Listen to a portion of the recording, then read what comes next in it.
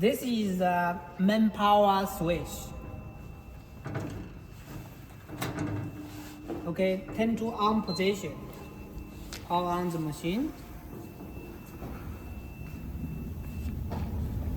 So we come to the touch screen. Here we can switch language, Chinese and English. So click here to enter the main menu.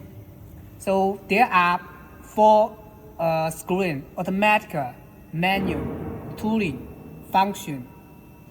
So first the menu screen. The menu screen is the screen you have to set the action of each step. Here the plate down, up, support up, and other settings. Okay, automatic screen is the operating screen when you do corner forming. Tooling, password 168. The tooling is you can set the workpieces thickness, different thickness, and save the workpieces database.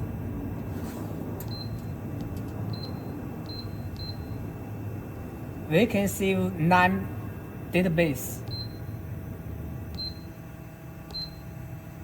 Steel plate, aluminum plate, stainless steel plate. So we can save 3 different plate material database on the tooling screen. The function. This function means you can turn on or turn off each function. For example, workpieces position.